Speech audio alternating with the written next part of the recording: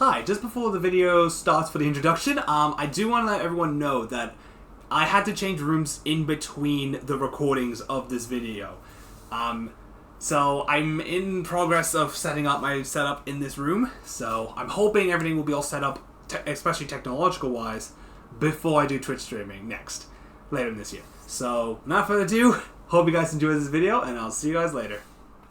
What's up, everybody? My name's Mango, and welcome to a video I never thought I'd be making, at least on the channel, is my thoughts on, as you read in the thumbnail already, Berserk. This is the first volume. I'm already up to like halfway through the fifth one, and how do I describe the story?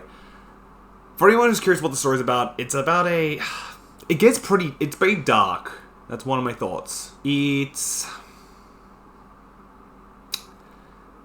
The story I would go for is basically like, I would say like read it. I would recommend reading it, but there's like a lot of sensitivity stuff. Some of it would trigger some people. It rubbed me the wrong way reading this, but has a lot of sensitivity. It would be one of the heavy warnings. I was like, was it like gore, violence, nudity, sex? Goes into like rape. Was it like cannibalism? Cultist, pretty much heavy stuff like that. I will read it at your own risk. That is one of my recommendations, but do your research for it, and yeah. But the reason I got into the book series was because, for multiple reasons, it has inspired so many content, media, all that stuff. It has inspired, I think it's like inspired one of the single-handedly inspired games like the Dark Souls series. It's insane. One of the other stories was like weapons, armor, atmosphere, all that stuff. So it is very unique in storytelling. But I would definitely say that and also the reason I got into the book was because there hasn't been a faithful anime adaptation for it. Sadly, it's just because it's so much stuff for it for multiple reasons. But if someone ever does, any animators working, I'm willing to do some Japanese voice work as well. I think I would love to try auditioning at the very least 2 characters I feel like would be fun to play. One would be the main character Guts, and the second role would be, I already thought about reading this now, Griffith. Both of them would be really fun to play, at the very least, but I'll see what happens, but I guess that's one of the warnings. But enough further ado. If you want to read this spoiler free, I would say skip all of this as possible because there will be a lot of spoilers in the story. That's yours. You have been warned. So, enough further ado, let's get into it.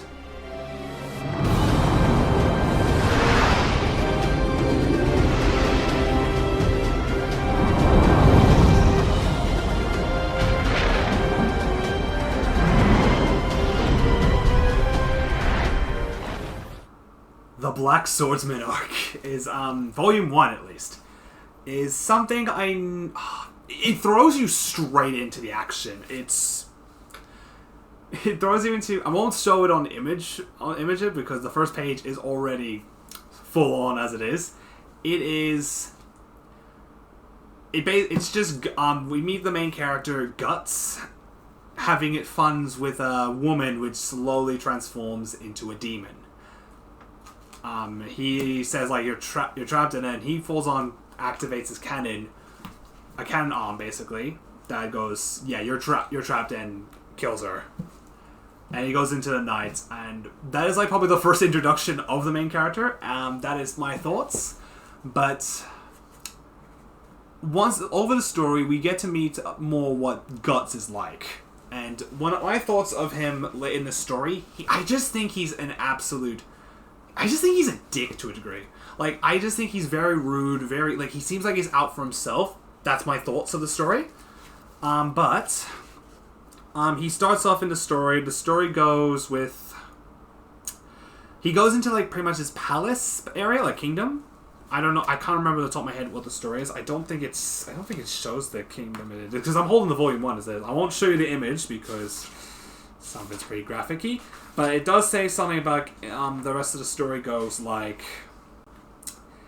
It's in a kingdom, basically. He's hunting down someone. But he shows up, and I think in this tavern, where these bunch of these guards or something like that, or guards that sort of look like bandits to a degree. They're torturing this little fairy, which they're just literally throwing knives at it, pretty much like that. And Guts shows up, and I think he pulls out like he has a crossbow, like arm attachment. He just shoots it, and one of it actually pierced. I think it killed all the guards, and pierced through the guy's nose. He goes up and tortures him, being like, "I have a message for your boss," saying that the Black Swordsman is here. That which is also his main title at the time. So once they got to it, I think the fairy shows up and goes, "Ooh, I want to save him. I want to be he saved me," basically. And he decides to follow him. And this has got me into the point where I did not like Guts as a character at the time. He just did not care. Because his name is... the fairy is probably one of my favorite characters in this series, called Puck. And Puck's probably one of my favorite... He's just probably one of those characters that just... He's probably the light in this dark world, in my opinion. Once you get into the story, he just tries to be hey, chill or whatever, and Guts just does not like people physically touching him. So he just went fuck off to Puck, and he just he hates it. And I think more guards showed up because I think they called him back up. They took him into prison and shows up. Basically just arrests him, and I think he gets tortured to a degree. Not tortured he basically gets whipped, basically chained up. He doesn't care. Doesn't feel any angry or emotions at all. And it gets to a point where I think the mayor shows up, talks to him, and I think they got into midway in the talk. They talked about the lord or someone that takes care of the city, and he's just a monster. This crazy man, I forgot his name, Garius or something like that. I think his name is. I can't remember. Or Horrocks, I think his name is. Yeah, let me see if I can find it. I think his name was... I'm going by the book. Yeah, he does say that he's not even human. Yeah, basically he goes... I think he's a mercenary. Anyway, he basically helps him out, but little do they know he secretly... the town does not know this, but Guts knows the story that I started talking about. He secretly sends people to him, to eat. Which leads into cannibalism, I think, to a degree. He just throws him in the prison cell, and then I think it cuts to the mayor going to the palace and talks about the Black Swordsman and whatnot, and yeah, he's just eating what looks to be a meal of some sort. Doesn't know what it was. People would assume it's a steak and a few vegetables or something, typical dinner. For that, it's actually an ear to the mayor, and he freaks out, and I think he gets thrown away into a prison because he doesn't want to die. He actually just sends people to him. I believe that's how the story goes. And I think it comes back to Guts in cell, paralyzed, because I think all the whips hit his vitals. Sorry, I thought I was running outside. It's getting to a point where and then you see a mysterious creature shows up in the pile of hay next to him, because it's medieval times, by the way. You see this creature, which when I saw this, I was not sure what this was. It seemed like a fetus of some sort. I'm not even sure what it was. Guts knows what this is. He says you again, and I was again, I just did not know. He obviously seen it in the past before, so I did not know. And then Puck shows up again with the keys, so he manages to yoink them. He manages to heal Guts, because if you guys don't know, I forgot to mention this as well earlier. Yeah, so Puck is what the race is called an elf. Even though they're basically fairies, that's just what the race is called, an elf. They have healing properties. So they have healing. The dust have. He just heals Guts basically to a point where he's pretty good to go. Afterwards, I think he decides to set up some stuff. He gets to a point where Yeah, I think he gets freed, and I think the what was it? I think it's like gets to a point where I think like the Lord actually goes up to go like murder. Goes on a bit of a murder spree, attacking some people, because of course he could. And it gets to a point in the story where Guts frees himself, and he goes on, takes on the Lord, this guy, this Lord Mercenary, whatever his name is, the one that's been eating people.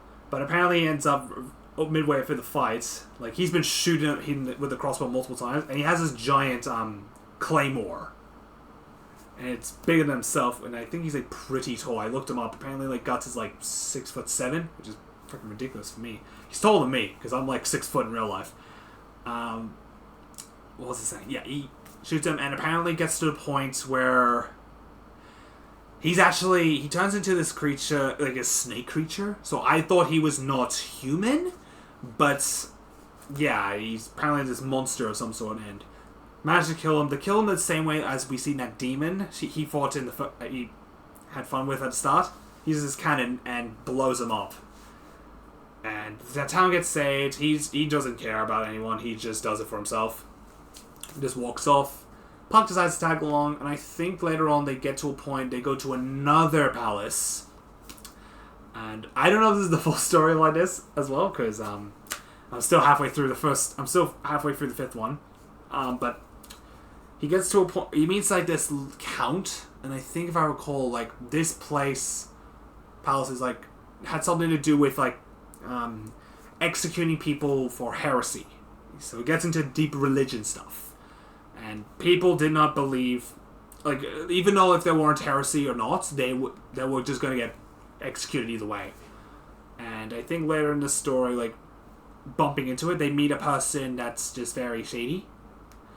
Like, he's very, like, has, like, a cloth and hood. I actually can't remember. Does he actually continue the story? Let me double check, actually.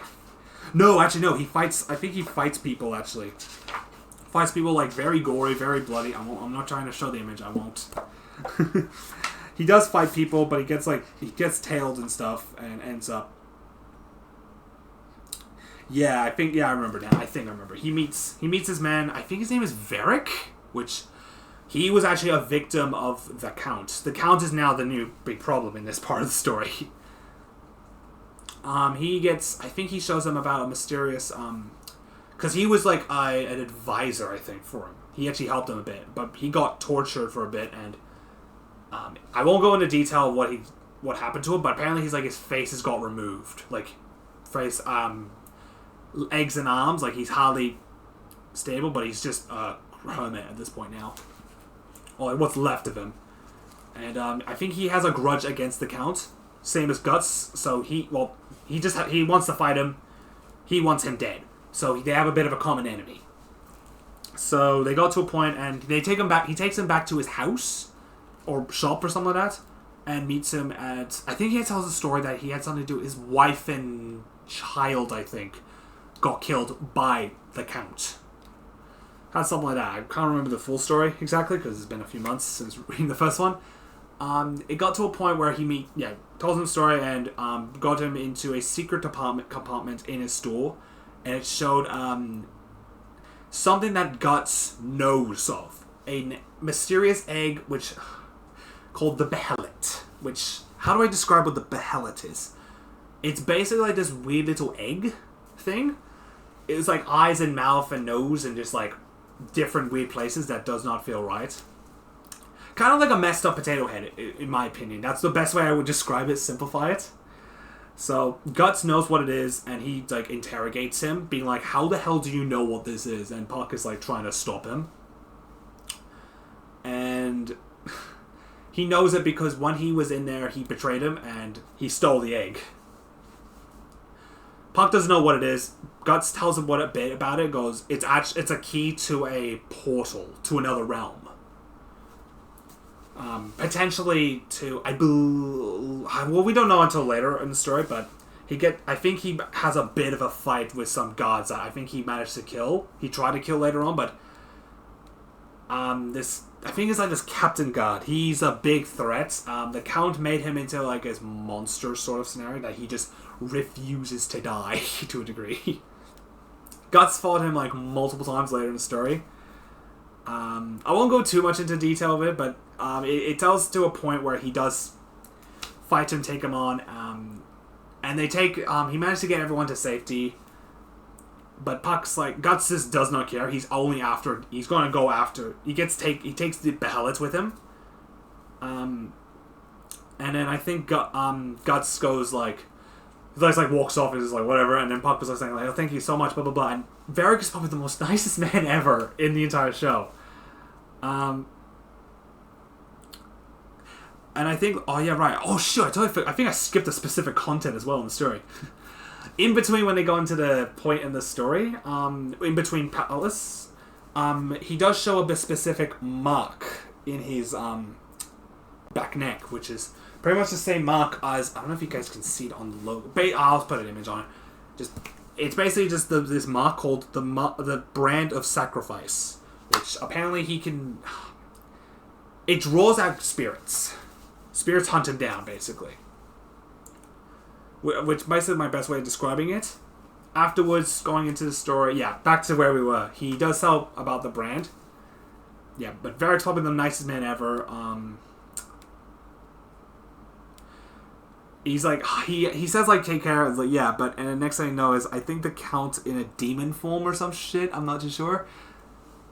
Grabs him and just drops him into like the sewers. And I think midway in between, he gets taken out to executed. And Guts, he's staying in the crowd. He's thinking that trying to execute him, Guts will come out and save him. But Guts does not care about anyone. He's only out there for himself. And Puck is just like, what the hell? Like, why are you doing this? And then afterwards, Puck tries to save, but he can only save so many because Puck is a fairy. He can't do all of it. And afterwards, it gets to I think later on in the story, how does it go? He meets, I think like Puck's actually in a birdcage. Puck gets in a birdcage, and Guts manages to storm through it and storm through the palace or something like that. I'm trying to go with my memory at this point. I'm reading the book, speed reading it. I think he goes back to like a grave and he goes, no, I'm actually doing this for myself, not for anyone else. Storms the palace, and Puck is in the jail cell with, I believe to be the Count's daughter. Laurent, I think his name is? Her name is? She is probably the nicest person ever.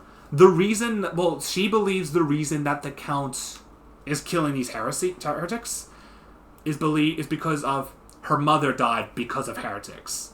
From what we believe. We've been told. But the Count, we find out that he just storms through, kills everyone. He's literally just Doom. He's just dooming everyone at this point in the story.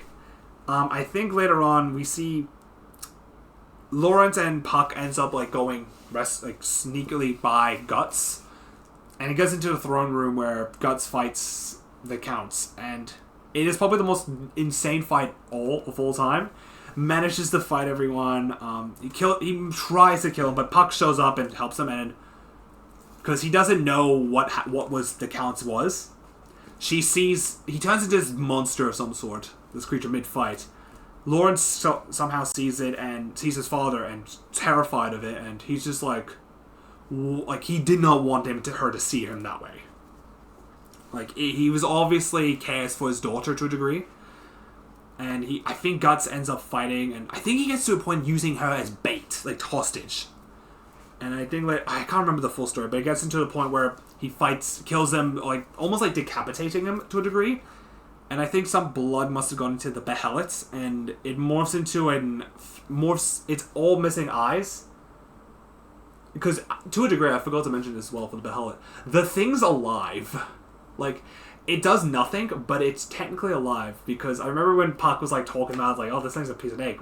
It's an egg. It doesn't do anything. And then he sees one of the eyes open, and it just, freaks out. Because he's a bit jolly. I like him. I like Puck so much in the story so far. But it morphs up into a face, and it opens and starts crying out, and it opens to a dimension. And the dimension, I'm gonna be honest, is I've seen paintings of this somewhere. Hang on a second. Let's see if I can get the image. Hang on a second. We're going way too far in this. This is way too far in the story. Where is it? No. You could get a full image of this somewhere. Here we go. It opens up, and it basically shows this sort of dimension, like these stairs and pathways are upside down all over the place. I think I've seen a painting of this somewhere when I first saw it. I just don't know what the painting's called. So please tell me in the comments, tell me what it is, because I have no idea what the painting's called. He goes in there, and it's only just the head of what seems to be, but it's because it's a demon now. It's still alive, and we meet possibly the 5 insane people ever, which are the God Hands. 5 God Hands, which are they're like demon gods basically in this story. As far as my knowledge go, what they are, that's what they are. Guts knows one of them, and he is the main character, which I had no idea who I was wanting to do his voice ever, or Guts, whatever else, but it's Griffith. So it's apparently his name is, the character's Griffith, and he just yells to a point like he's angry, and then Griffith just has like, "You're still alive, huh? You're still a little worm," or whatever. Like, pretty much insults him. But the Count's, what's left of him to a degree, shows him like, yeah, you gotta be careful. This guy's, he's the Black Swordsman. He's very powerful. And then, like, all of them just go, like, powerful. And they all cackle, like, laughing their heads off, thinking it's ridiculous. It shows to a point where, in the story, midway, it shows why the Count, because he's actually an apostle. So he's like a chosen for these people. He's been blessed by these people, I think, from my knowledge. And the reason, because they tell his daughters, it's like, why do you think your father did this? And it's like, it's because of my mother. It's a heresy. It's like, that's only a portion of the truth. And when I read it, I thought he was talking about, was her mother a heretic? Something like that. Oh no, it was something else. I mean, I won't show the image because it gets pretty messed up. It's something to do with a goat god of some sort. I'm not too sure what the details are in that department, but it gets to a point where the Count, he comes back from a crusade or like a fight, and he finds out that the wife had let's just say had a bit of a fun scenario. Let's just say that with a bunch of people, and I think he gets to a point. He actually goes into he blacks out and wakes up.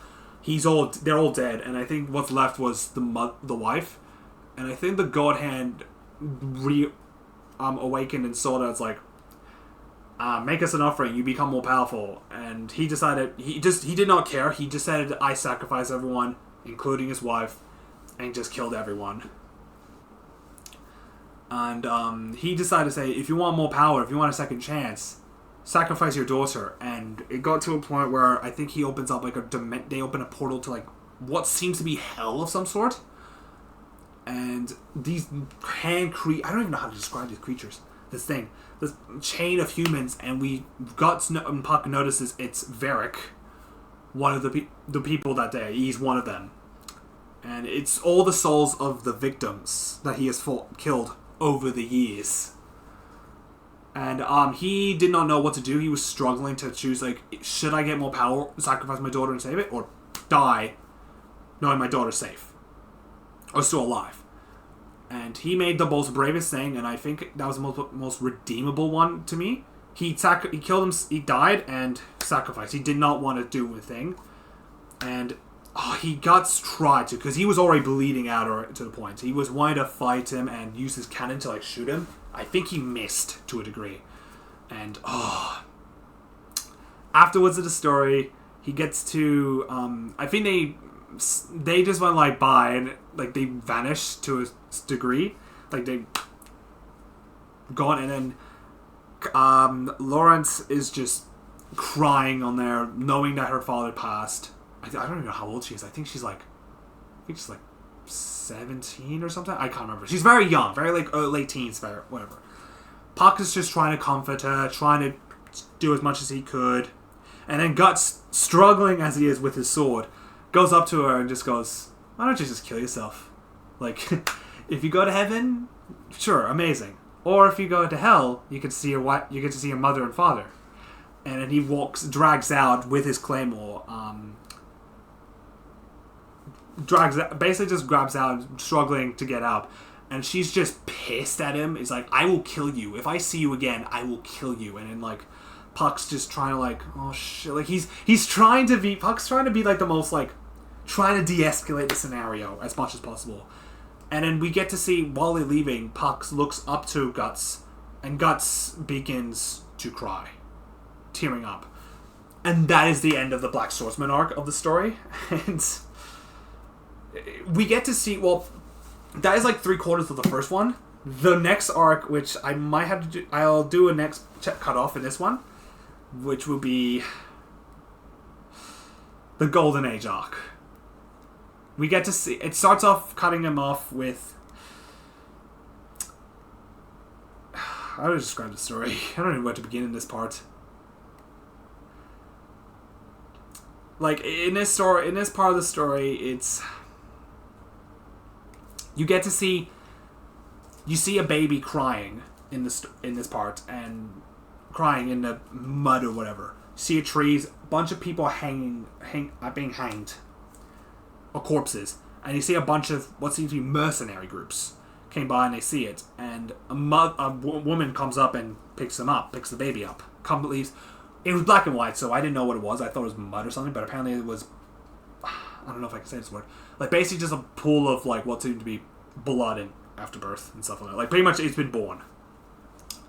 And this woman decided to pick it up because she had a miscarriage of 3 days ago of that incident, and she ends up raising it, and that baby was Guts as a baby, and we get to see that part is just the Golden Age arc. That is the whole start of it. Yeah, that is the whole part. That's the part of it, and that we get to see. I did not know what the Golden Age arc before getting into this was. The Golden Age arc is a flashback of basically and it's probably the biggest flashback I've ever seen in my life, and it's because it goes from a quarter to this book to all the way to the halfway through the fifth book. That's pretty much the entire backstory. We get to see what made Guts throughout the story in this part, and I think I will take a bit of a breather in this part, but yeah, I'll just continue that. And well,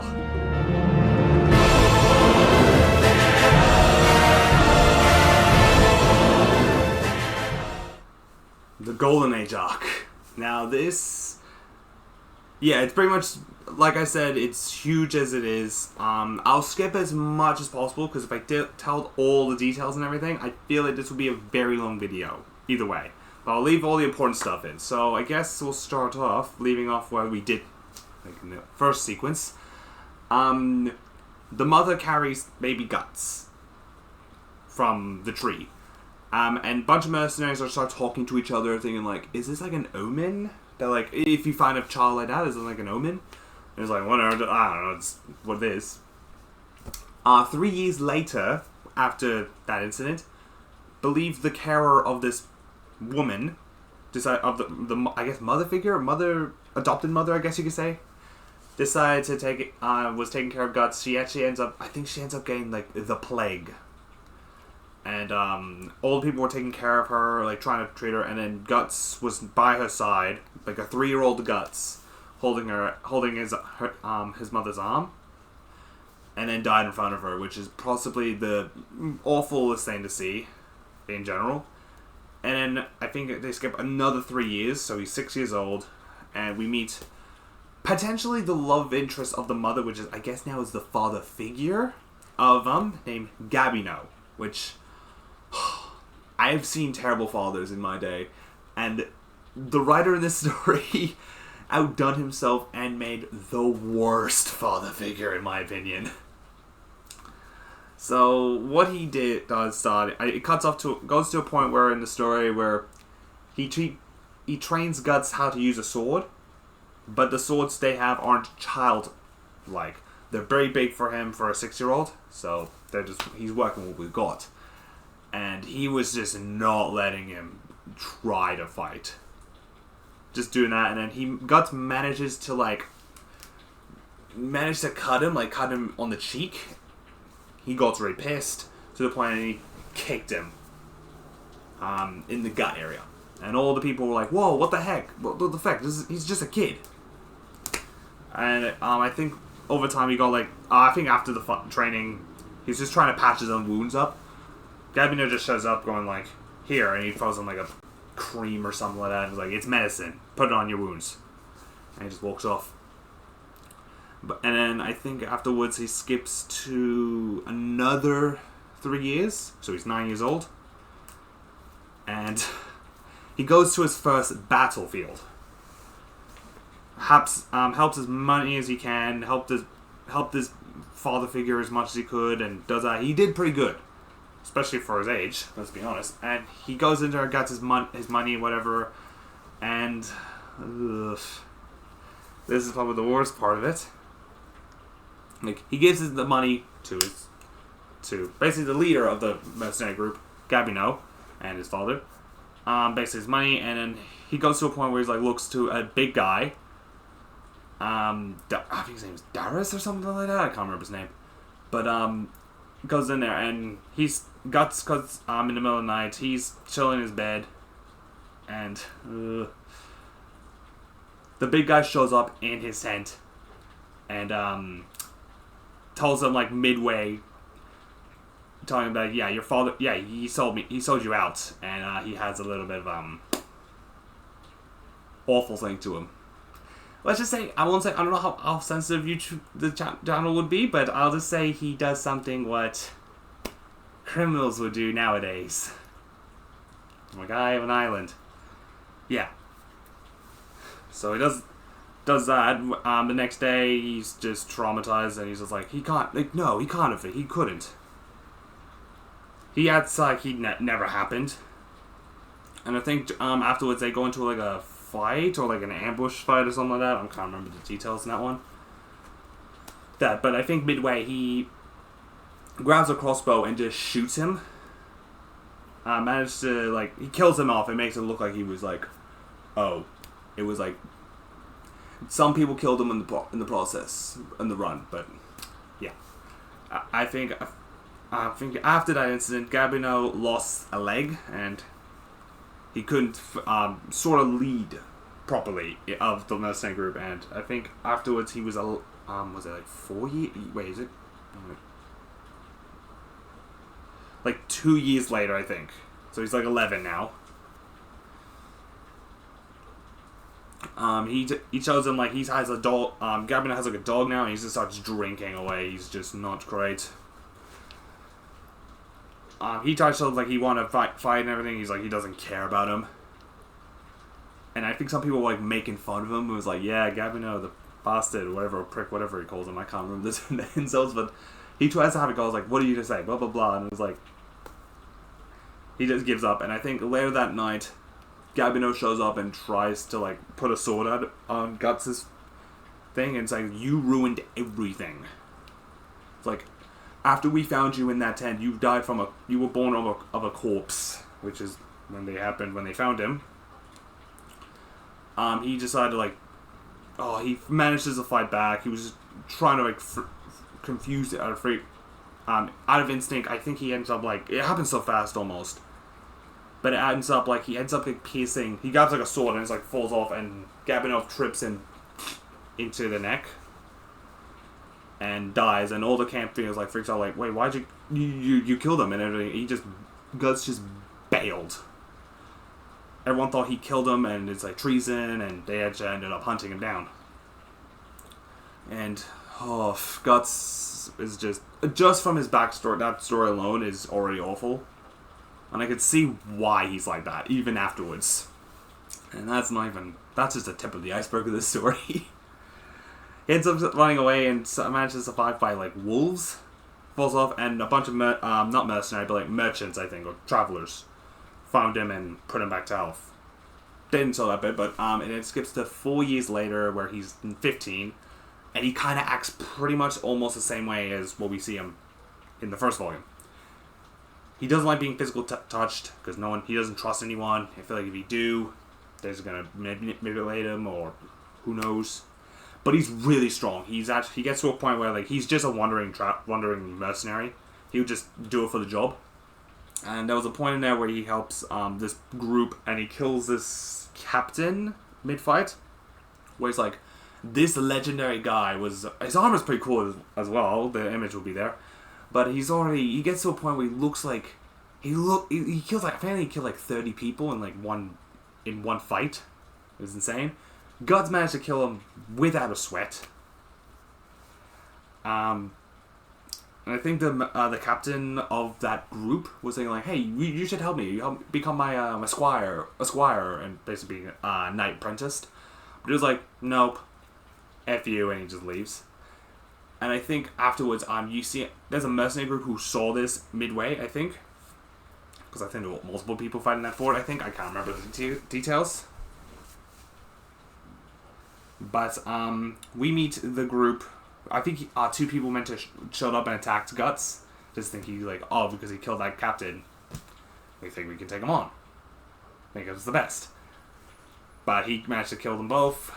And I think we meet basically those people were from a group called the Band of Hawks, which is the group, probably one of the most, as far as what I've heard, they're like the most insane mercenary groups of all time.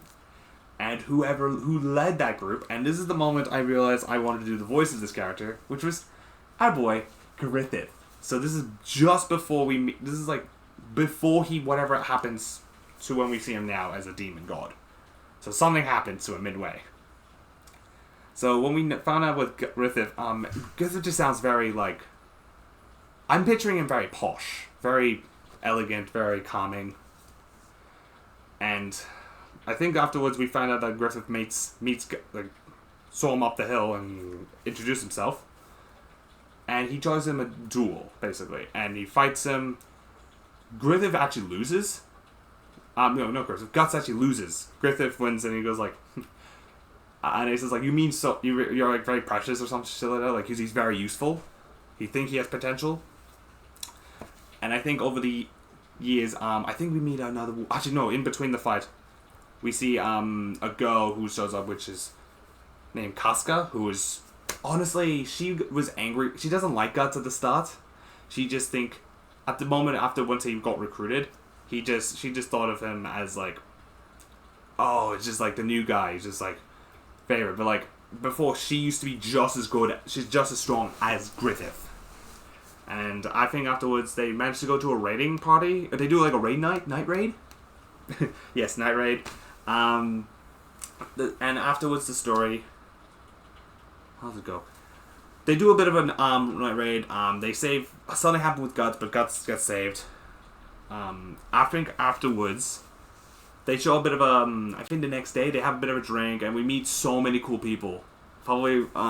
so many unique people, which I was slowly warming up to over the time, but something happens to them. I knew something bad happens to them. I just want to keep my guard up, but I just... Yeah. We meet, who did we meet? We meet, Pippin, who's probably one of my... I call him, I pretty much, in a way, I call him my spirit brother, because people pretty much treat him as like, he's kind of like a teddy bear. And some people call me, I know people in my life that call me a teddy bear in this story. And I kind of bond with him a little bit easy. He's barely in the screens, but like him either way. We meet Corcus. Corcus is a bit of a dick to a degree, but he sucks up. We meet what was his name? Ricketts and Judy. I think his name is Judius. I can't remember. I think after the raid, they stay in this fort for a camp for a celebration of the fight, but Guts is just distant. He's hanging on the castle wall, just chilling out, whatever. And then we see, I think it was Ricketts and Pippin. Oh, Ricketts or some of the people come down. I was like, hey, come down. You're the star of the night. It's like, hang on. I was like, no, I'm not. This is not for me. It's like, I hope you find a place in this. I hope you find your place in this group. Hopefully. And then they say they still do. Just still want you to come down. Just at least hi. To everyone to congratulate you. No, and then Pippin shows up, and I think I liked him at the start. It kind of reminds me of like my typical anime scenario, like Gatsuki Bakugo would do. Gives off that kind of energy. Pippin, who's big guy, just grabs Guts, carries him like a log, and just brings him down. And then Guts is just like, "Feck off, you that's okay, well." It's just, it was very glowy, very happy night. They all drink their sorrows away, and then Casca, I think you see her in the distance, just goes like, whatever. Pretty much, Casca, I feel like looking back at it, kind of gives me the same vibe as like Woody or Buzz. That kind of dynamics. Like, I'm still the leader's favorite. I'm still that. But after the story, after this part, I think they go the next day. I think some people told Guts to meet Griffith at the start, and then Griffith is having a bath, whatever, and then have fun. Just having a chat, like talking about his dream. I think his dream he wanted to own a palace. He wants to have his own kingdom. And he has something on his neck, a necklace, which is, sorry about that. Griffith meets, holds something in it which we are familiar with, which is the behelit. Which in this part of the story, we don't know what it is, but it's a lot more smaller than the one Guts finds in this, in the first book. Which it is the one Guts finds is like a giant egg, but the one Griffith has is like on a little necklace, kind of like a ruby, if that makes sense. He basically calls it the behelit, but it's also known as the Egg of Kings. But I think he got it from like a gypsy. And I don't know, he just thought it just looks cool. Really, that's it. He does, so basically tells her, and he's like, you mean so much. You're very valuable to me. I think that's one of the things he says. And afterwards, we get to see, I think it gets to a point in the story where they actually join forces with possibly one of the most famous kingdoms of this place, of the land, I think, which is Midland. Midland, I think he ordered these mercenary groups to help this Fort Assault at least. That I think midway, Guts is already doing it as we speak. Which is, he's already, Guts is now, I think it skips a few years, but he's now 18. 18, and now he's doing the job of, what was the story? Yeah, he's 18 now, and he's fighting, he's doing like raiding, he's a raiding captain at this point. He climbed up the ranks. And I think after the story, he goes to point, like, he fights, apparently he heard rumors of the story, because he's apparently in this fort, and he's called Nosferatu, which is this monster of a man, in this, he's been around for like 100 years, apparently. He just does not die. Nosferatu Zod is, I'm just gonna call him Zod for the rest of the story, but, we don't know. We just know he's very powerful, but apparently Guts sent 50 men in there where allegedly he's in. But they waited for an hour and none of them has come out. Gus is just trying to get in, but everyone's like, stop, wait for backup, wait for all that, we're coming in. It's like, that one person managed to come out. And it's just like, they're all dead, and he just died in front of it in his arms. Gus is just like, I'm going in either way, you can't stop me, and just bolts in. And in this story, in this part, it's really, I won't show the image because I don't know how sensitive it is. It's very graphic. It gets to a point where it's bodies everywhere, in my opinion, and I don't know how I would describe it anywhere else. But you see, once he enters a room, he sees three people's legs just dangling, realizing they're not hanged. They're just Zod is there, but he's just. 3 people are just pierced through his giant sword. And it's terrifying. Guts tries to fight him really well. He does his best he could.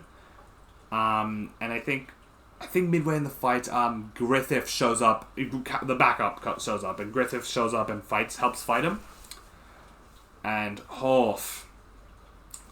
they managed to, I think they were almost like stalemate, but I think they were more getting screwed over than anything else, like getting killed.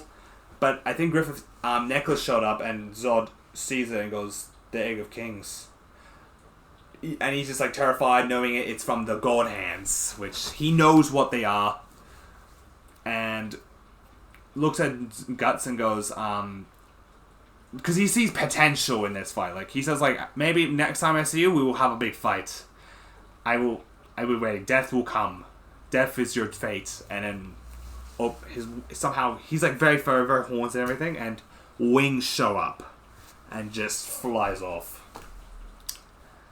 And it is, yeah. They managed to pick up, I think, a little bit of time later. They get back to the main palace of it, and Guts wants to go see Griffith, see if he's okay. But apparently, because he's already pretty valuable to the kingdom, a lot of the councilmen checking on him, seeing if he's all good, saying he's praising on him, wish his health. And all the band of Hawks are like trying to stop him. And I think Casca gets to a point where he's like punches him.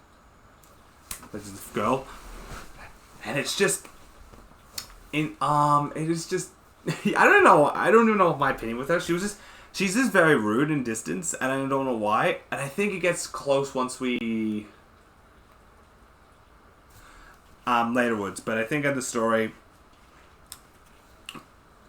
I'm just trying to remember it's on pen. That's all. I think afterwards he's like he wait for whatever he needs to. Goes back, goes to like the balcony of some palace somewhere, and he just like starts training, swing swords, and he's been doing it since his childhood. Basically, does training like that. Just that's how he's got strong. And then Griffith shows up with his crutches, saying about like, "Oh, you're good," and then the necklace saved us. And then the king showed up behind him, and they immediately bow. And it's like he's just having a wander. It's fine. And talks about like, you did an amazing job with the place, and behind her, or at least distance from him, he's introduced to the Princess Charlotte, which has a big part of the story later on, but we'll see later. She's very shy, and I think later, I think some of the some people were with him and talks to him, and then I think Charlotte gets to a point, like she walks by Griffith and Guts, and I think she trips by accident, and then Griffith just out of an instant, just like catches her. Like, grab her just to make sure she doesn't fall. I was like, are you okay? You all good? Just like, thanks. And then, like, the count just out. One of the counts, I think it's like, I don't know how, I think it's like related to somehow. I'm not just sure the details.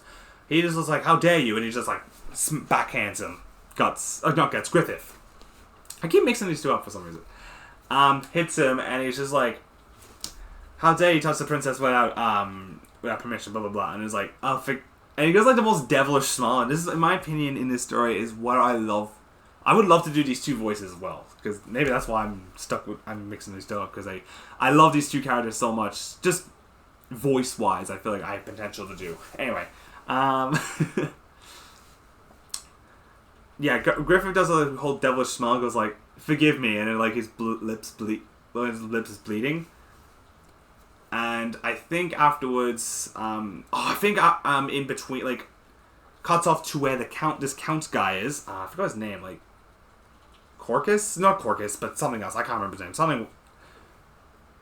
He's like a governor, and then I think someone in, like, the, like, servants told them about stuff. I was like, I know a secret. It's like, I've heard, like, the king maybe gets to a point, like, he might become a count. I was like, what? Because he's just because with his backstory, he's actually just, like, a peasant. Or is it a commoner? So I was like, no, that's sin. That's against the law. Like, no commoner should be an account, blah, blah, blah. And it's like, I have an idea. It's like, actually, I know poisons can help. But I think the king goes hunting with the whole gang. I think it was like with the counts and like some of the mercenaries as like protection more than anything else. And I think at midway, Griffith is like talking to the princess, just having chats, and teaches her how to do there's like a little blow leaf thing, like a little whistle, which she was enjoying it. And I think midway for the hunt, they're like, I think when the horses got scared, and Griffith tries to save the princess again, trying to make sure she's all good and she's all scared, jumped everything, and then someone drops like a crossbow with poison on it, tries to shoot her, but people, I think Griffith was like trying to like say like, I think someone was trying to poison the princess, and it was meant to hit Griffith, but thank God, it hit his, what did it hit? I think it hit his, I think it hit his, like, his behelit, his necklace, but not his whole his body. If that hit his body, he would have died, but he didn't. Fate had other plans. And then I think later that day, Griffith asks, Guts, I was like, would you help me to kill someone for me? And it was the Count that backhanded him, because he had a feeling that someone was planning. He was like, he secretly knows that they were trying to kill him, I think. He's always one step ahead. Who knows why, but that's why. Guts decides to do it, sneaks on, like, full on hood's cloak and everything, like, badass style. But it gets to a point where we find out the Count had a son, and the son, I think he's like the Count's like the king's brother or something. I'm not sure the relationship was, but I might be wrong. I might need to reread the book. But that's the reason. The story goes where we find out that he has a son, and I think his son's training to do the sword. He's almost doing that, and he gets like Guts looks from a distance, gives him flashbacks of when he's doing his training back when he was a child. I was like, no, focus. This is it. And I think he was talking about, like, to him, is like, he needs to be trained good. He needs to be good so he can get the hands of the princess for marriage. Which, I think he does ends up killing the Count, manages to. But worst thing scenario, of all people showed up, because he got specifically told Griffith told Guts specifically not to let anyone see him. And it's so bad. You see him, and someone opens the door when in his bedroom, the Count's bedroom, looks up. It's the fucking son that he was training with, and he was like very strict with. And he had no choice, because he was gonna obviously gonna tell. He just dashed and just out of sheer instinct stabbed the kid. And I think the kid was like 13 or some shit like that. He's still young, and it just shocked me. It's like, because again, like, he didn't want any witnesses, but I think over time it just that the domino effect worked, and servants showed up, and he had to bail, and I think thugs showed up, and I think midway when this is all happening, I think he was doing study, but Griffith was doing studying at the time when he told Guts to do it, but I think he got into a ballroom palace, and I think talks about like he goes has a little ballroom palace, and then he sees the princess there and talks to her a bit more, because he's already liking him already, but this really like started to make him like him a little more, like very comfortable. And I can't remember the story. It goes to a point where he talks about like dreams or something. Like he talks about like, why does people like he didn't like, he had one that were doing the hunting scene. The princess always talks about, why do people like violence? Men like violence. I just never understood it. Like, it just seems rude and awful and gross. And Griffith defends it, and it's a very interesting point talking about this. And I gotta need to find this clip. Hang on a sec. I need to grab the book. Where was it? I think it was in here. I think this is the second volume we're talking about. Alright. It's like here-ish. Let me see if I can get the page. Where is it? It's in here somewhere, and it talks. Oh Christ! I think he has like a. Oh yeah, right. This is way before. Yeah, it talks. It talks about like him having a flashback and stuff. It's not really that important. Yeah, where is it? Yeah. Oh yeah, which is awareness of war. Yeah, it talks about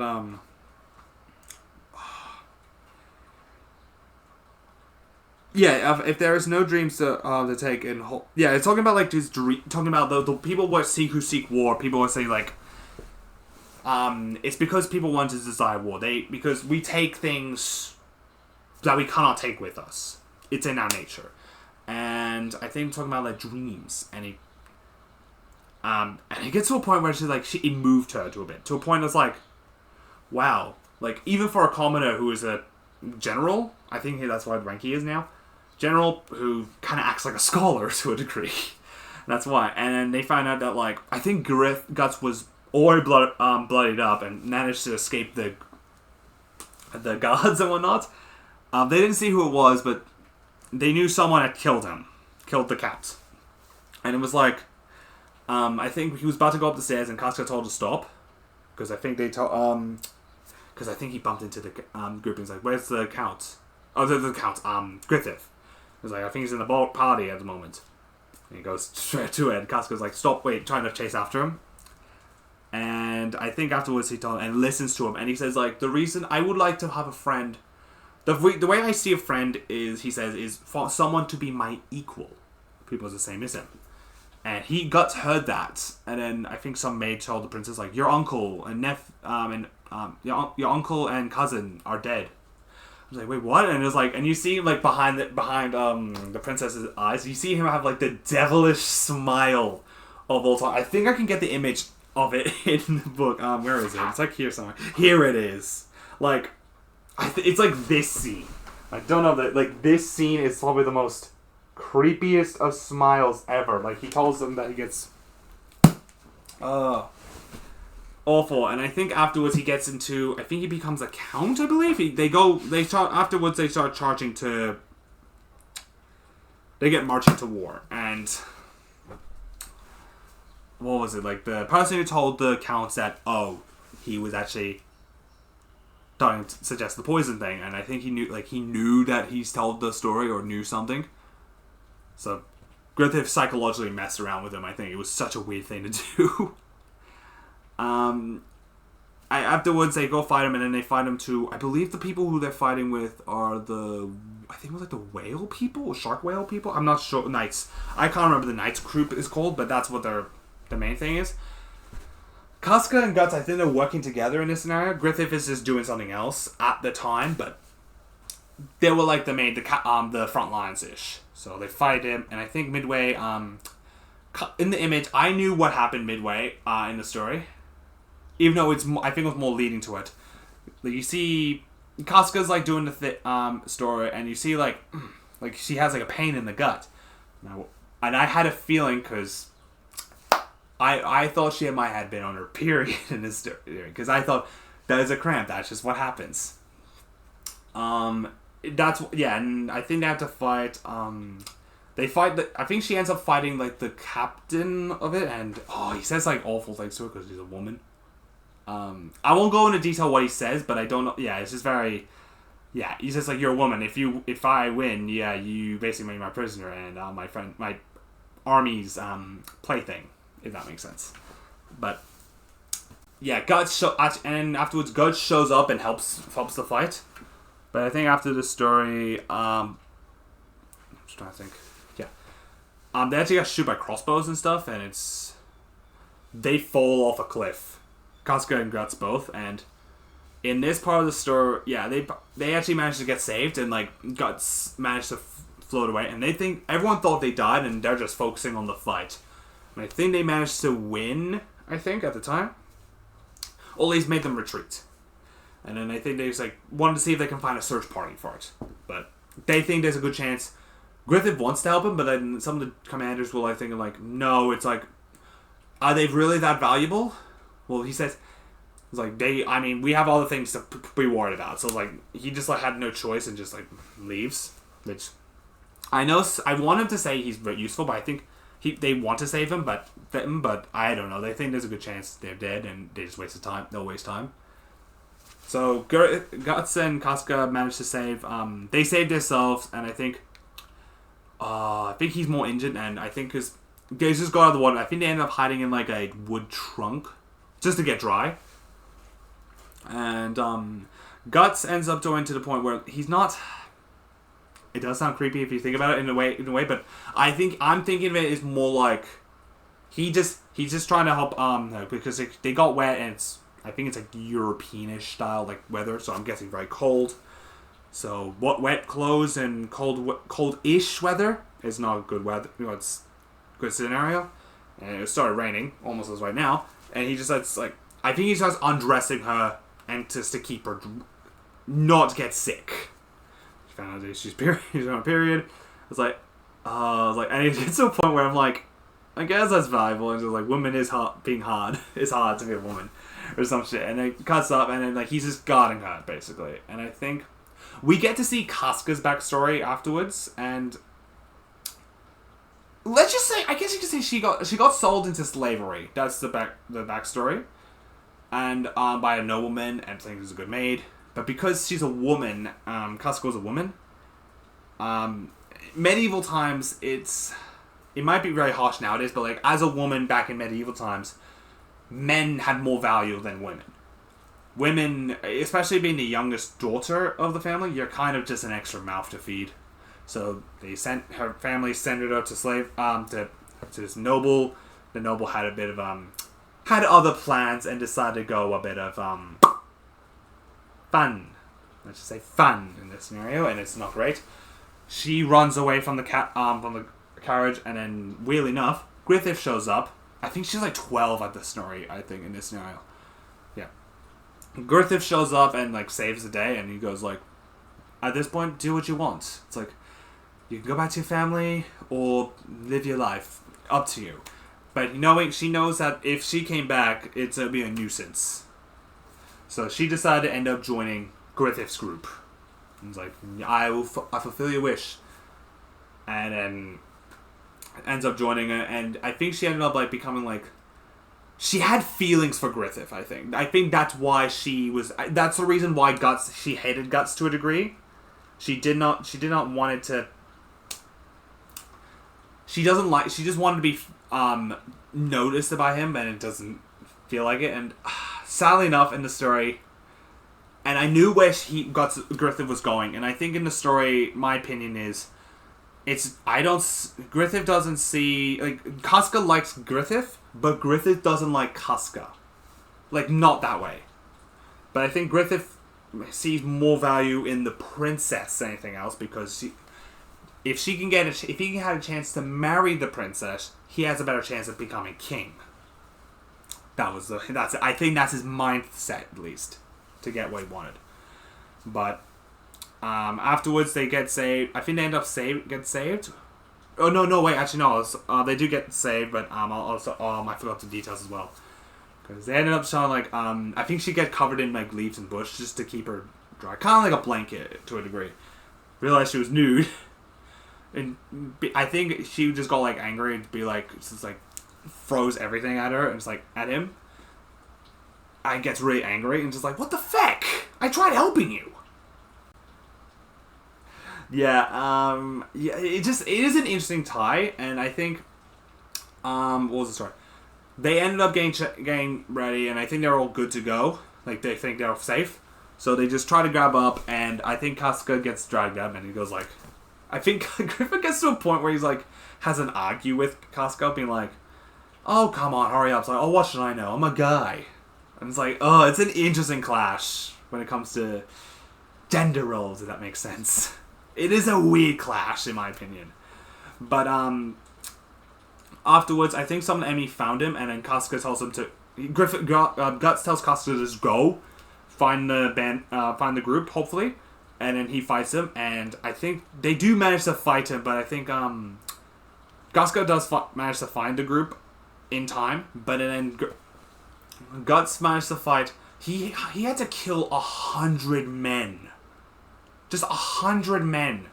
And you see him just like bleeding and like it's barely standing, and Casca managed to save it, like make sure she's good. It's like, don't. It hurts when I laugh. They get patched up and everything, and I think they told that Griffith was on a way to the palace at the moment, trying to strategize. And I think I forgot the name. What's the story? I think afterwards they do like a big fight scene. Like they do. Yeah, I think I remember. They do like another Fort of Salt, which is like another group called the Purple Rhinos. And the story with Griffith, he will do anything to get what he wanted, to get what his dream was. And it's a flashback with Casca again, but with Griffith doing like, he will do anything with a noble, just to get some war funds for his army. I won't go into detail in that department, but the person that he made a deal with to get funds, like back when before they met Guts, sorry. Yeah, is the person they're fighting against. And I'll skip this massive fight because it's a long fight, and I think this is like not major story parts, but we do get to see a lot of good deals, and I think we do fight. They basically win the fight with the whole thing. I'll skip that entire scenario, but I'll just say they win. They killed the whale knights, and they also killed the rhinos, purple rhinos, which is good. And apparently the fort's been holding on for like 100 years, because this war's been going on for 100 years or some shit. And I think afterwards they come back. They're everyone's celebrating, like confetti, flares, everything. Everyone was happy. Everyone's interested in like, oh my god, it's Griffith, the amazing Count General. And then you see Guts being chased, and then you see Pippin, which I fucking love him with this scene, and it warms my heart a little bit. And you see him with like on his horse. A bunch of children are like, because they obviously like him. They obviously want to chase after him to like get his attention. And you just see him having a smirk, and it warms my heart a little bit. And you see everyone saying Casca is amazing, and being the only woman who's just as strong as any of the others, which is amazing. And then all the others, and then I think the princess was like trying to shout to Griffith, see if he can get her attention, because she's shouting it out from the towers of her room, which he can't hear. She's a little upset, but it is what it is. And I think afterwards, a moment of peace was happening, and I think they had a bit of a royal, bit of a palace, another ballroom party, and everyone's what was it like?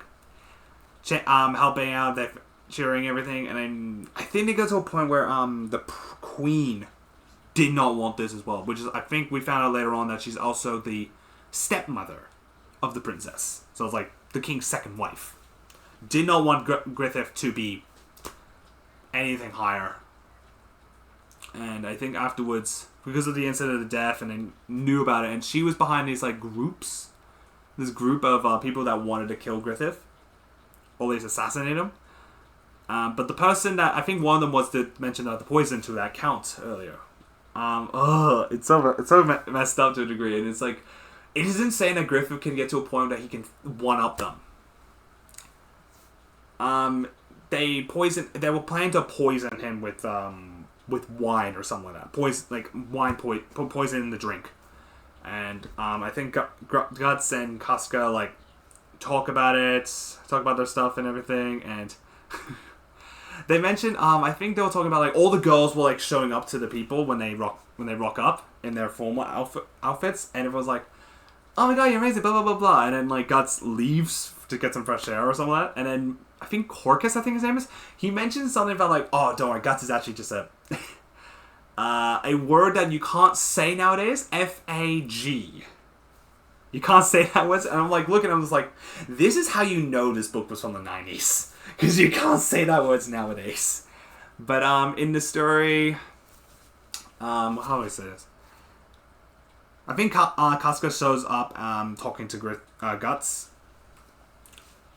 saying thank you, blah blah blah, and afterwards, Casca goes back in and he just wants to sit there in the quiet in the night, and then you see, I think Guts and Griffith like look at each other and just like a nod, and he has a drink and he passes out. Everyone freaks out and everything, potentially assuming he's dead. But I think in between the planning assassination, the man that he told that, I think it was this bald guy who told the other count that they managed to kill, that they killed the count. Griffith told, in between the war, he was like manipulating him to a degree. Like he knew what was going on and had to betray the group. The worst thing scenario, I think, was it like, Griffith did something, I think he had to do another assassination thing. I can't remember I can't remember the exact details, what he did, how he killed him, but no, I did know what happened. Sorry, yeah, I do remember, I think. Yeah, so, I'm sorry that it feels like it's going everywhere, but I'm trying to remember as much as I could.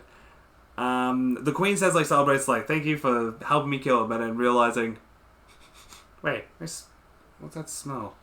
Boom! Fire's going everywhere, and then she's on the balcony looking, and you see Griffith sitting there, it's fine. It's like, wait, we thought we killed you. It's like, it was only, well, apparently the poison they gave him was just, a dose enough to go into a near-death experience. Not as a full one, but this. He lives, but it was like, damn you, and then like, he goes like, walks off like badass style. And holy shit, it was just... And I think afterwards, the reason that he wanted to help the bald guy betrayed him was because if he did, he was going to see his family.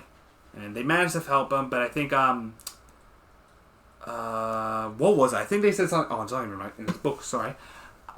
Yeah, they say it was going to help him, and then, like, Casca was there, and they had a chat about the party and everything. A few times, like, I think around the time of... I want to say, like, roughly about a year afterward. Oh, no, like, not a year, but, like, it's got to a point where winter season happens. Everyone's talking about it. They're all getting they're already high ranking already. They're already pretty much high counts at this point. Talking about, like, oh, money and everything, blah, blah, blah, and then... Because Guts had a thought about this a while ago. And I think this is about when they were rescuing Casca. Guts was with Casca at the time. She knew what was going on. He was planning on leaving the Band of Hawks. He ends up talking about the people, like, said, I am actually planning on leaving. I was like, wait, what? It's like, yeah, blah, blah, blah. It's like, and then Corcus goes like, who gives a shit? Like, you did not care about anyone at all. But apparently he was originally, before he joined the Band of Hawks, Corcus, he was actually like a leader of a thieves guild. Then Griffith joins, recruited them. Afterwards, Casca does tell what happens, what's going on to Griffith. Hopefully that can change his mind. But the moment he was leaving and goes to a tree, goes to a tree up a hill, and you see everyone leaving, and then like you see Griffith with like the most furious eye glare you've ever seen in your life, and he's like, you belong to me, you are mine, and does like a swords fight stance, and it's probably one of the most coolest fights ever. And what was the story? Everyone's thinking like, no, they're an even match because they're that strong now. And the fight was probably the most epic fight. Like Griffith is just trying to figure out like how to beat this, but he might know what he needs to do. Does it? And Griffith, Guts actually counters his moves, with his giant sword. To counters it, and he just goes like Griffith just like freaks out, like sore hand. It's like, what? But and then Guts leaves and never seen for like a year. Afterwards, after that incident, Griffith is at a point now he's just panicking. He lost his really good ally asset. He doesn't know what to do. And this is where I think in this part of the story, this story goes really downhill. Because before everything else, like, for my opinion, after when Guts gets recruited to the Band of Hawks, it was very cruising. That's why it got me hooked more into the story. I was comfortable with like the whole violence and gore, hint of nudity. It was like almost reading like a comic series of Game of Thrones almost. That was pretty much my level of saying throughout the rest of the Golden Age. And then this part gets to a point where it gets really heavy. So Griffith shows up in the Princess Charlotte's room, which I think at the time they did tell that she's confirmed that she's 16 in this scenario. And I don't know how Griffith is at the time. I want to say, I think she said like he's like, I think it's like early 20s. I might be wrong with the details. But anyway, he shows up in Princess Charlotte's room, being like, forgive my intrusions and everything, blah blah blah. Talking about I want to see if you're all right. And he gets to a point where he actually has like a love scene, and that's already nuts as it is. One of the maids saw what happened through the keyhole, and I think later on tells the king about it. And the king knew about what happened, and once Griffith left, the palace, the king, the whole guards arrested him for potentially treason against the royal family. And afterwards, the king saw what happened. It's like, you dead, blah blah blah. You dead touching my daughter and everything. It's that, and then Griffith knows what happens, knew what's going on, is because the reason the king doesn't... You might be a little uncomfortable in this now, but I think I'll sugarcoat it to make it sound like it's like not... it's not too bad, but it's pretty bad. Anyway, it doesn't really matter. I'll just try to filter it, if that makes sense. So the story goes with... The reason that the royal family, the king does not want hasn't been anyone getting approved of marriage for the princess is because the king sees his daughter as his first wife. Still loves her, but it's just like, it gets to a point where it's just really bad. And the king got furious because he violated him to a point that's like verbally, and he just whips him constantly and tells the torturer to torture him for like a year. And the torturer did it. The king has, let's just say traumatized the daughter to a point and it's like very bad. I'll just skip that part of it and it just gets to a point where it's just... A year has gone by and we get to see Gus is doing his thing, he's training, and he hears about an incident with these criminals. And apparently in this criminal scenario, the band of Hulks tries to get rescued. They've been told to meet up with a training with no armor, weirdly enough, or weapons. And then you see all the royal guards show up with crossbows and weapons, shoots them. Not all of them, but some of them manage to leave. Casca ends up becoming temporarily the leader of the band of Hulks. And it's just there's now to the kingdom's eyes, they're a band of criminals. They descended real quick in this scenario. Guts heard about the incident of these criminals hunting, and it's like, shit. And he just fled to basically wherever they are. They managed to save him from these bandits groups, and I think before when he left, Ricketts, I think it was, suggested Guts was like, why don't you try Casca? Like, because obviously you had some time together and you bonded a bit. That was the point, and I think after the story they saved, Casca ends up getting they started falling for each other. They actually liking each other to a point, and it was probably the most wholesome thing. And I think Guts, they had a love scene, and it got to a point and it is traumatized. He gets PTSD, he starts crying, and like he starts breaking down after, because I think after the time he got the PTSD came in, and he starts actually out of instinct just starts strangling Casca, and he just backs out like, I'm sorry. He just starts crying down and talking about his father, or his adopted father, which it broke. It was a little sad in that scenario, and I did not blame Guts. It's fucking awful. And at that scenario, I would have just wanted to hug him and just go, everything's gonna be okay.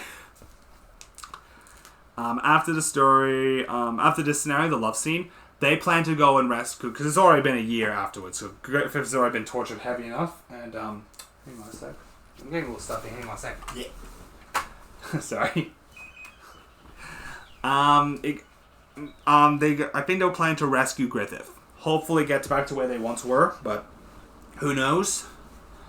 But in the story, they managed to get to a few dungeon stuff, prison stuff. They managed to know a secret passage from a spy, or from a person they had inside the palace, or info they got. But they knew the spy was the princess. And the princess had feelings for Griffith. But Griffith doesn't, I think the way I'm seeing it, Griffith doesn't see the princess as like, oh, my one true love. But it's more like, love is more, the way he's loving her to the point of like, you have assets to me. I will help. Yeah, that's pretty much my opinion with it. But the guys managed to get to the dungeon where he is stored. But the torture, where Griffith is in the state, he is destroyed because he's been tortured for a year. Because he's like, I don't even know how to describe it. Like, his ribcage is showing, I think some of his flesh is removed, and like I've heard his tongue's been removed. So he can't speak. And they get to a point in the story where they do manage to escape, and they meet a person which, weirdly enough, I can see why they didn't put it.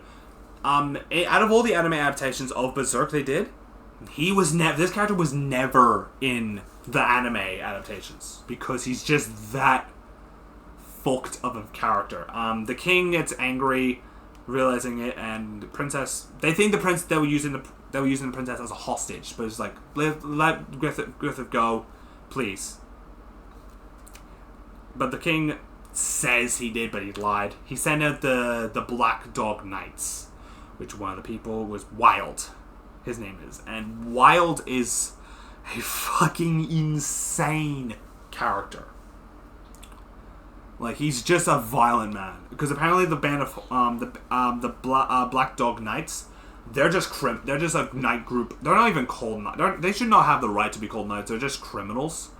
So they just chase them down. Wild is just... I won't go down, but apparently he goes... the criminals they do is, when they do attacks, they'll attack even villages, killing the men and children, and pillaging the women. That's just why I would say it. That's the story, and it's messed up as it is. What else is here? They managed to escape as much as they could but I think Guts actually managed to... they had to fight. They were fighting everyone, and he fights Wild in the final stand, and holy shit, it is insane. Like, he ends up revealing that he is also an apostle. So he's an apostle of the God Hand, same as Zod, basically what he is. And oh shit, I totally forgot. In between the year gap, I totally forgot to skip this part. We meet a mysterious man known as... when Guts left, he was just on his own for a while. He's never been alone for ages.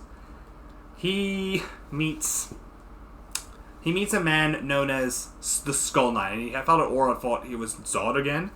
He tried to swing, and he thought it was next to him, but nope, it was a man known as a mysterious knight called the Skull Knight. And he says the most cryptic shit you've ever heard in your life.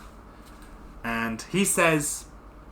he knows who he is. He knows that he was born from a corpse.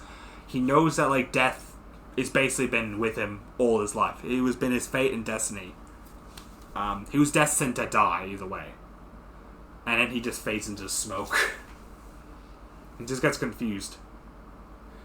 And afterwards...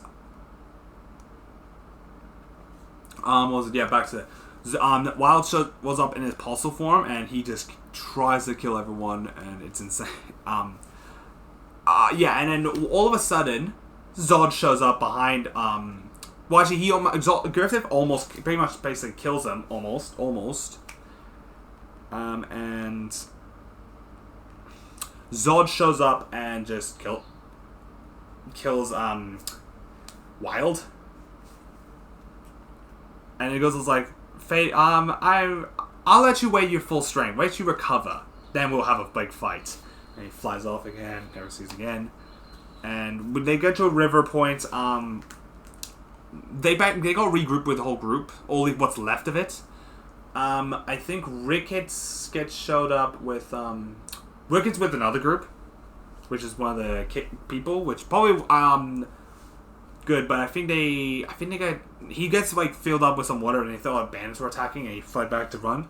He comes back, everyone's dead because we see a creature that we're familiar with, the Count from back to Volume 1, back to the Black Swordsman arc. That's when he shows up and kills, and I think it was like the Black... Was it like the... No, I don't think it's the Black... I think it is the Black Swordsman. Not the Black Swordsman. The Skull Knight, sorry. He shows up, and I think he, like... ends up making him flee or something. I can't remember the details, but...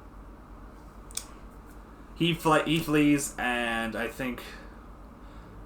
because he has no group now, he has no horses or anything, so I think he ends up tagging along as some carriage. Hopefully he gets a lift. Gets back to where he needed to go. Where's meetups? They meet. The rest of the gang meets up with in a field, and they'll think like, with all what's left, it's like, are we ever? We're still criminals. Once that is, and I think Griffith ends up becoming. He's injured. He's already recovering, but I think he ends up sort of having feelings for Casca. I think He doesn't say it, but like, I think there's some gestures, clues of what's happening. But like, he's obviously feeling with Guts as it is. Has feelings for Casca. And I think after this, I think he ends up grabbing like a horse. Not a horse, but like carriage. His carriage just went nuts, and carriage falls off and falls into a lake. Well, not lake, but like a pondish, if that makes sense. And I think, weirdly enough, is the Behelit shows up, because I think when he got tortured, he lost in the sewers. But for some reason, Fate had other plans, and it just mysteriously showed up at that lake. He pulls it up, and and the second I mentioned about the incident where an eclipse was meant to be happening, which that's the most iconic scene, and I think that's the God Hand showed up, and he gets. Everyone comes in to see if he's all good, but the egg somehow transforms, activates, and an eclipse happens, and it's all like a the land becomes multiple faces, and it's like a hellscape, and everyone's figuring like, what the fuck is happening? And Griffith shows up and tries to save. No, Guts shows up and tries to save Griffith. Sorry, Guts tries to save Griffith, but talks about it, and he sees the God Hands. 4 of them at the most. They're seeing this, and they're like trying to. He talks about like what his dream was, and shows a vision that like it's sort of a flashback, but it's more of a psyche flashback. If that makes sense. Conscience. That what he was trying to do was he was trying to get his dream when he was a child, because when he was a kid he always looked up at the palace and he wanted to get that. But over the years he looks down and sees a bunch of corpses, and psychologically he was using corpses. Metaphorically was using corpse, because everyone wanted to follow his dream. Like, we believe you, we support your dream, blah blah blah. But everyone was dying for his dream. The corpses were mounting up to a ramp to get to a point where he gets his palace. And they were psychologically taking him, say, I sacrifice, all of them die. That's how you could get your palace. And literally, no, that's how they end up becoming their members. His newest member. And Griffith looks at Guts and goes, sacrifice, and managed to kill all this. The demons show up, or every demon, potentially apostles, I think, because we recognize some of the creatures we see later. They show up and they just. I won't go into detail with all the creatures, but they all die. They all get eaten, killed, and everything. Pippin tries to save Casca. Judah tries to protect Casca, and it's nuts. And Guts is trying to say it, but I think Griffith is in a point. He's in a cocoon-like state. That everyone was dying, all the souls were going into him, kind of all his conscience and everything, and. Guts tries to kill everyone. He tries to survive. He's like becoming a one-man army, and then he falls into like a pool, but it's a pool of his comrades' blood, and that is insane. And he looks up and you see Pippin, and I was like, Pippin. I was like, oh, he's alive, but I saw his back. His back is hollow. He has nothing in it, and you see 2 wires stepped onto his back, or attached to him like a puppet. And it's the Count that killed Pippin. And it's just, I swear, reading that scenario, and this is on Christmas Eve when I was reading this, a little tear morphed into my eye. I was watching this, and when they all died, I think Casca and Griffith were the only survivors, I believe, in that scenario. Guts has his brand of sacrifice, same as Casca has it, but Casca has it like, I don't even know where I put it. It was like here-ish on the chest area. But then the cocoon metaphorically hatches from Griffith, and ends up one of the God Hands. I think his name is Void, who's this big brain guy.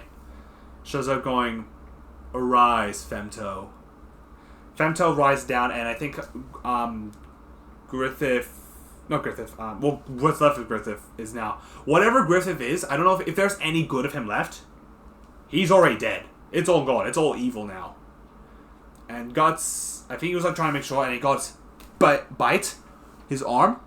And he's just like stuck in there, and then you see Casca, well, at least what's left of her. You see Griffith, like, I don't know what's happened. It gets to a point where he's like, he decides to have her way his way with Casca in front of Guts.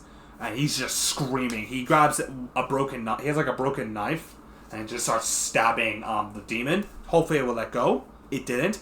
And he goes to... If you ever seen 72 Hours, that's what he does. He just cuts his arm off just to get to Casca, just to know it's his life. And he says the most iconic line, which is the line of him screaming Griffith, and I definitely would do scream now. I would definitely want to do that demonstration, see if I can get to that voice in the future, but that's it. And afterwards, in between when all this was happening, Rickett shows up, gets to the landmark, but he sees like a massive tornado, and you see a stand duel with the Skull Knight and Zod. I know what the Skull Knight is apparently lore-wise, because I was curious what he was. Well, we've heard about it in the story where Zod talks to him. Apparently he's been fighting the God Hands for a millennia. And had a bit of a fight, and I think they... I don't know, I forgot what the details were, but he decides, like, F off, like, flies away. It's like, maybe another day. Or whenever. Because he's like, he knows the feast is already happening. He knows he's missing out or something, I think. I can't remember. But then the Skull Knight smashes into the dimension and manages to save what's left of Casca and Guts. He bails out and fleds and gets freed. And I think a few months went by because he's managed to get by to Guts.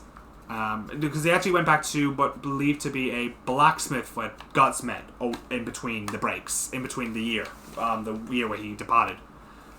But Rickett and I think the blacksmith's I think it's like his granddaughter or daughter, I think it was. He's actually taking care of Guts, and Guts has been injured. He's already missed an arm already, and he's all bandaged up. And I think they see Casca. Casca's awake, but because whatever happened to what happened to that incident, it traumatized her to the point of she's in a childlike state. She does not remember Rickett or Guts. It's in a child state and does not know, and he tries to believe just to get his thoughts processed. And he knows in his life he's never going to come back to it. I don't know if he ever will, at least in the story at the moment. And you see the Skull Knight shows up and explains pretty much what the brand does. He's basically in a land between life and death. Like, he's not in this world, any normal world. The world he knew is already gone. And spirits will hunt you down until the end of time. Because you have that mark. You think, oh, it's a feast. And knowing that, they think they'll not find another target. They realize, Casca, he tried to hurry up, but the Skull Knight showed up and just tagged on. I was like, this is the second time you've been with me. And just gallops on. And we managed to find Casca, and the demon fetus we find earlier was we found out that Casca was with child. And it was... something came out of it when they saved Casca from the ghosts. A demon child showed up, and that was it. And it just faded into spirits. And Skull Knight shows up and explains like she was with child, and Griffith did something to him, and it's now a cursed child. And whoever, it will only go to kin, which weirdly enough, it went to Guts on the first book. So thinking it is Guts and Casca's child. So I'm guessing when they did that love scene, she was with child, but Griffith did something to her that made it into a monster. So after when Guts finds out about the Casca with child, and obviously in a childlike state, he obviously has grudge against or at least the god hands, at least in my opinion in the story. So he gets all his gear from when you see him from the first volume. The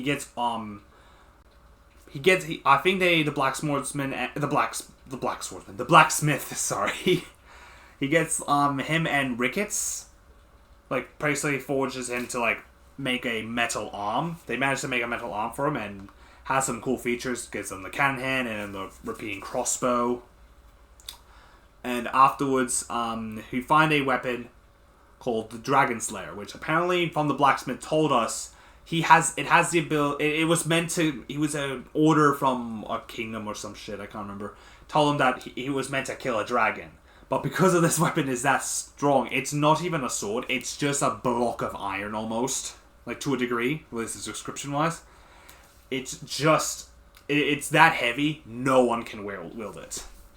But afterwards, I think when everyone's setting up the gear, trying to show him.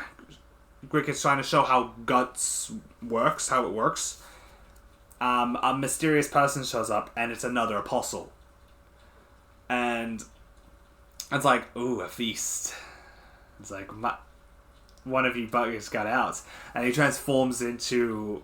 I forgot what he transforms into. Pretty much turns into this giant monster of some sort. Guts was just ready for fighting. It's like, you're my first. And he does like the iconic panel of him screaming, and just dashes out, and just because he has a sword at the moment, fights it. And I think it's like because his hide is that strong or some shit. I can't remember the details. Afterwards, I think they mid-fight in the little blacksmith area. The monster threw Guts in, and he grabs, weirdly enough, the Dragon Slayer, and he just mashes it and goes to a point where he's like clawed up and uses his hand and blows him up. That was it was probably the most epic scene, and I think he does tell Ricketts that look after Casca. I don't know if he ever comes back in the story. I hope he does in the story, but afterwards, that's pretty much it. He walks off, and I think around this time, I think it takes place. I think it would be like a year or two after when that happened, and it goes back to where the first volume comes in. That's where the Black Swordsman arc comes in. So it's like a weird circle almost in this story.